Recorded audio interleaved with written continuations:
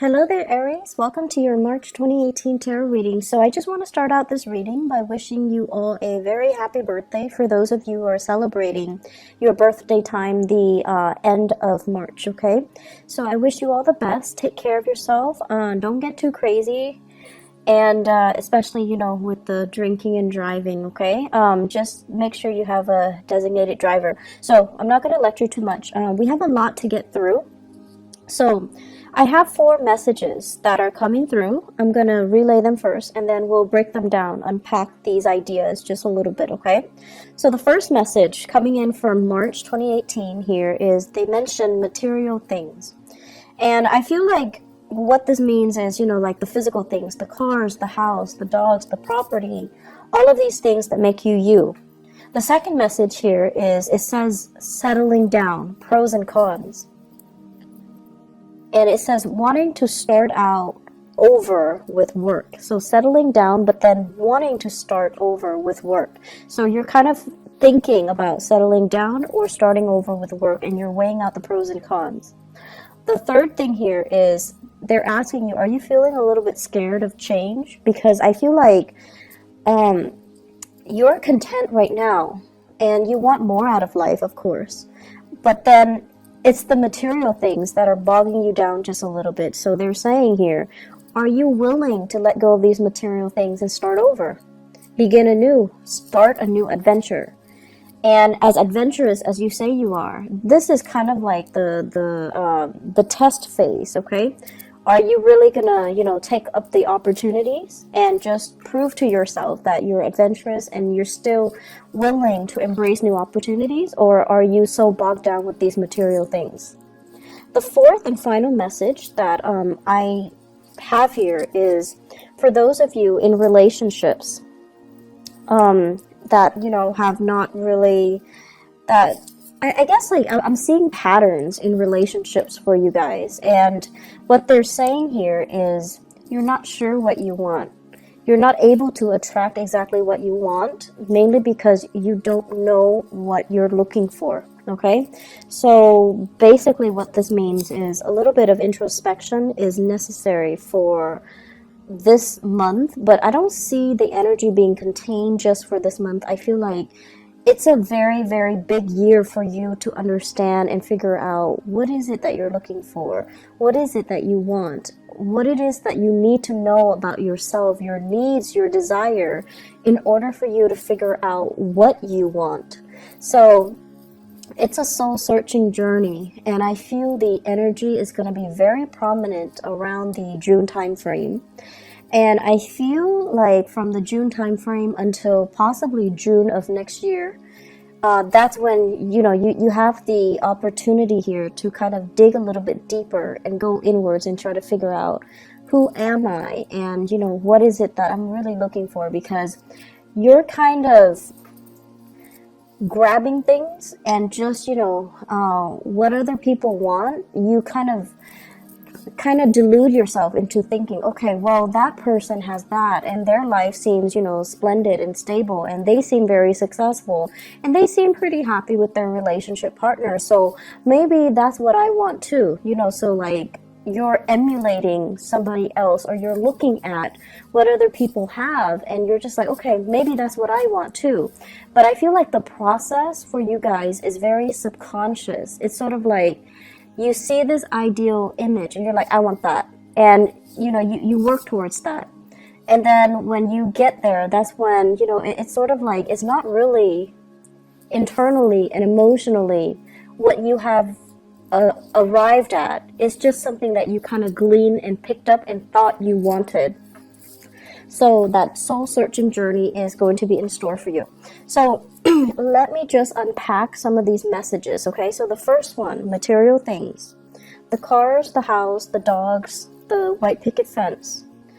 The corner office. And right now, what it denotes to me is that many of you are financially very stable. You're where you need to be. And I feel like you have a lot of career and professional success, okay? So I'm seeing people in corner offices sipping their coffee, sipping their tea, looking out the window and, looking at the people on the ground floor outside the building. So you're just like, I've made it. I'm very established.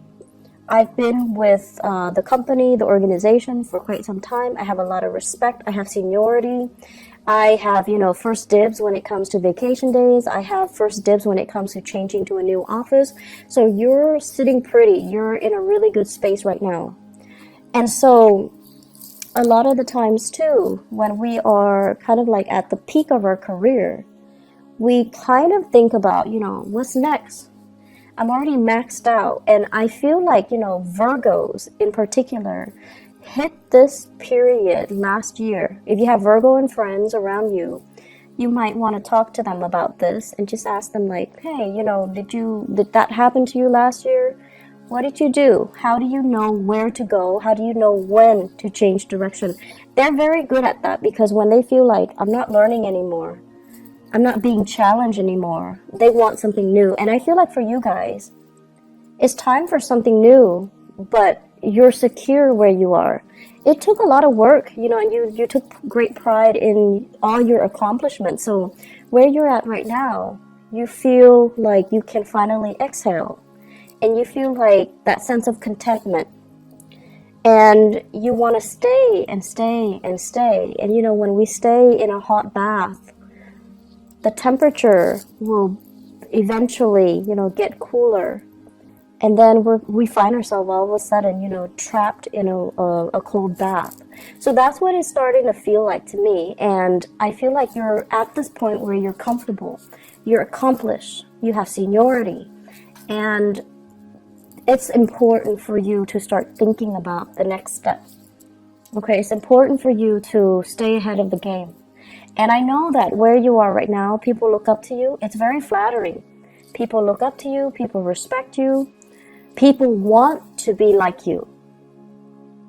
But I also feel like you would be shortchanging yourself if you don't allow yourself to shift to a new position, a new situation, where you can grow, where you can learn, where you can even have more responsibilities.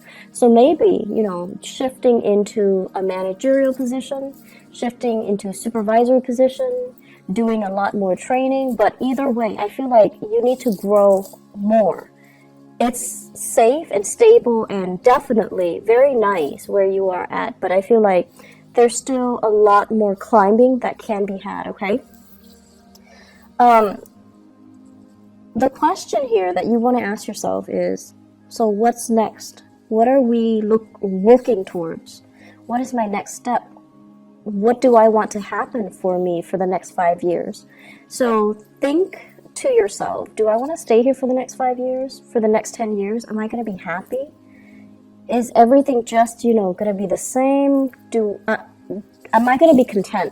So you want to start thinking rather than, 1, 2, 3 year plans. You want to start thinking longer term, 5, 10 years, okay?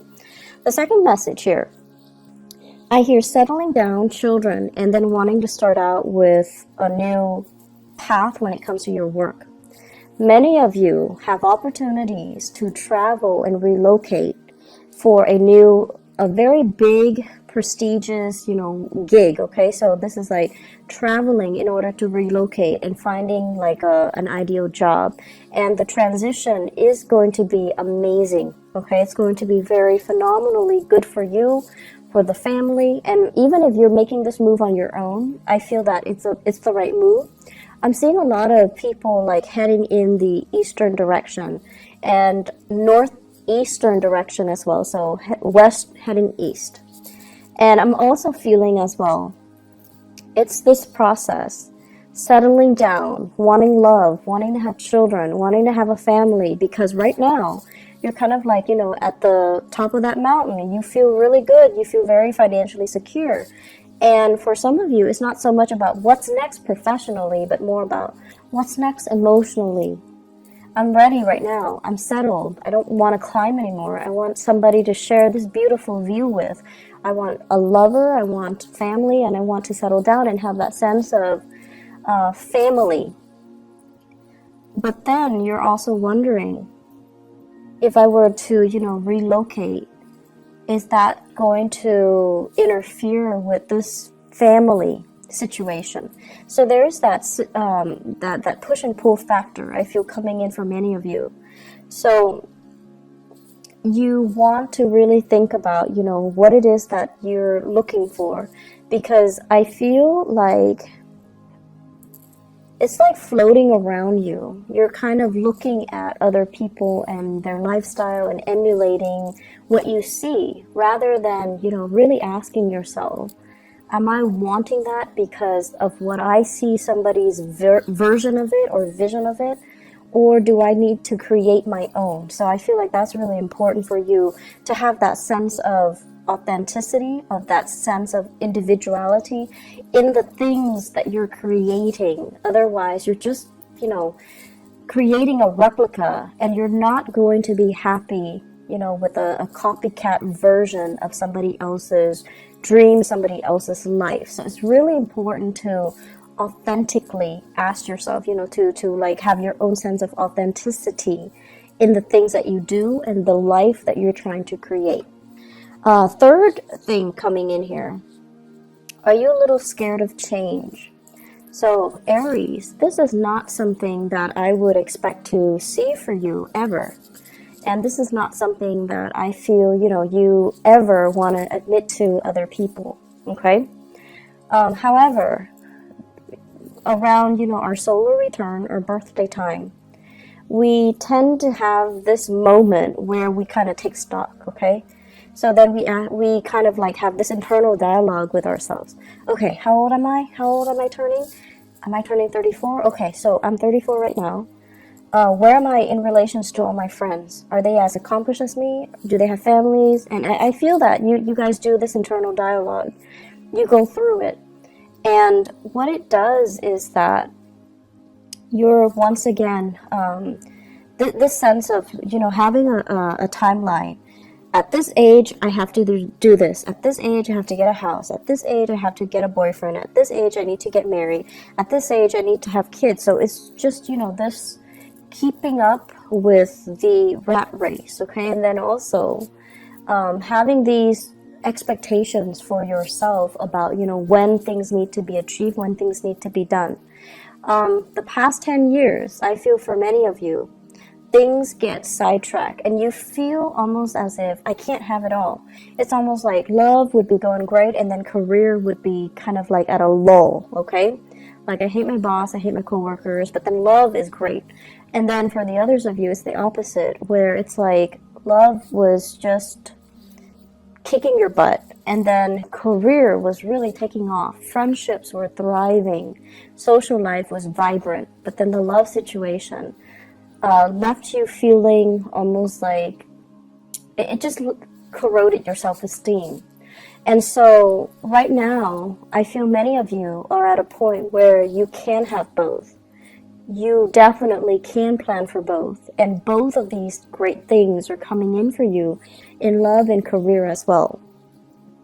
And so when they both come at once and they're both so stable and splendid, it's almost like you can't really believe it. You feel like, I can't close my eyes, otherwise I'm going to wake up and realize it's all been a dream. So you're at a point right now where things are really good and you want to just, you want things to be status quo. And you fear any type of movement, any type of change is going to snap you back to reality and kind of like pull this idyllic situation away from you. So it's like you're fearing change, and you fear that change will disrupt whatever is real in front of you. And the point that we need to remind ourselves is, if it's real, it's going to be there no matter what, right?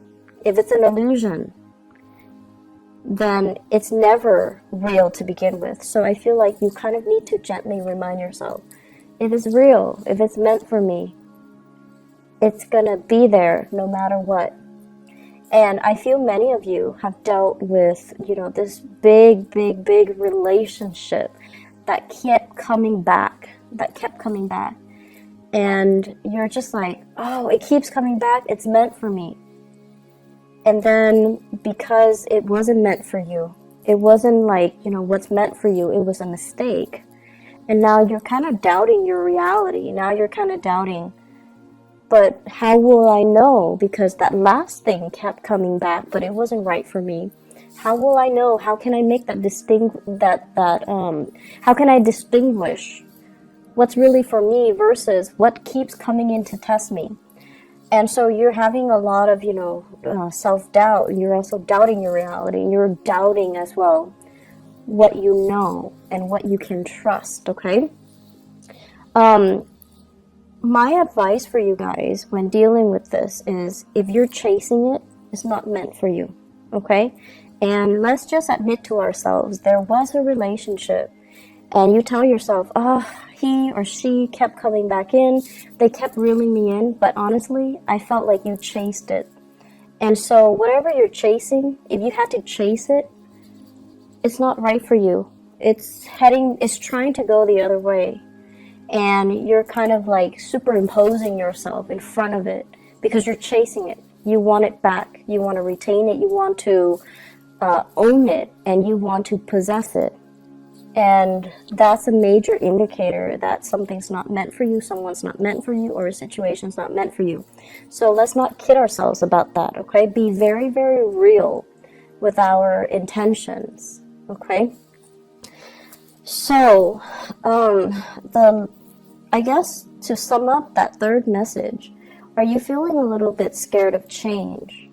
I feel that you are, Aries, and I feel a lot of it has to do with the fact that something happened in the past and you can't trust it anymore. And the right thing for you to do right now is, let it come to you. Don't chase it, okay? You're a very proactive sign. You're very resourceful. You're also very impatient. You want things to happen faster, quicker, more intense, more, magnitude, more excitement.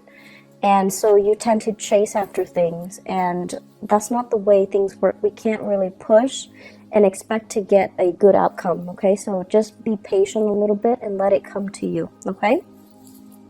So the final message here is, first of all, they mention as well, you're not sure what you want. You're not able to attract what you want because that process about knowing ourselves, figuring out what we need, and being very, very honest with ourselves when we have these internal monologues, we need to have that self-honesty in order for us to really know ourselves, and in order for us to, once we know ourselves, to be able to attract things that, not only things that we want, but things that are actually very good for us and that can help us grow as a person, okay? As humans, we always have things that we want, but are they good for us? Probably not all of them are going to be good for us.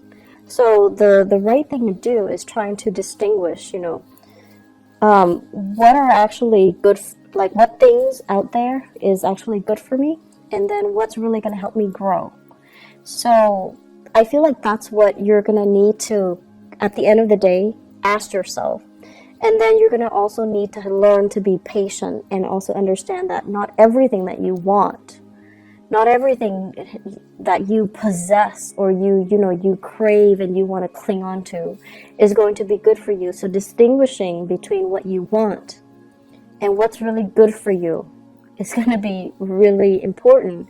And as I'm saying this, I'm hearing you guys say, but I want it, so it has to be good for me. And the things that you want, it's so, like, the desire is so strong because, when you see something that you like, you beeline for it, right? Like you make like this full focus all of your energy, your entire being, and you go after that thing. So it's like an arrow. That's what it feels like to me. Like you're so focused and fixated on it, on that desire, on that sense of like, I want that. I want to possess it. I want to own it. I want to grab it. And you kind of don't think about, is it good for me? Okay, so it could be a person, it could be a thing, it could be whatever it is that's not really good for you, that you kind of go after no matter what. So let's really think about, in the spirit of growth, how is this thing, this object, this person, this desire going to help me grow? How is it going to make me a better person? And then operating from that space where you're learning to kind of like control that desire, and then telling yourself, maybe another day, maybe in like a different time, maybe when I'm in a different place in my life. And as I say that, I'm seeing that many of you are like, thinking about parenthood, motherhood, fatherhood, and you're just like, I really want that, but maybe the timing is not right. So you want to just, calm down a little bit and tell yourself, maybe later, maybe at a different time, maybe when we're both a little bit more stable, or maybe when my partner is sure, or maybe when I'm sure. Okay? And then I'm also seeing as well, for others of you, this sense of like, I see you looking at pictures, social media pictures of other people with this fairy tale, family ideal life. So some of them are like world travelers where they're going to different cities and everything looks very exotic, and they take these stunning pictures and you're just like, I want to have that life. And then you look at the pictures, and what you fail to see is that, first of all, the pictures are contrived, but I know that you're smart enough to know that. The pictures are contrived, okay? But then also, the people in the picture, it's a picture of them in a new landscape. And they feel kind of lonely, right? They feel kind of lonesome, and the picture just feels very staged.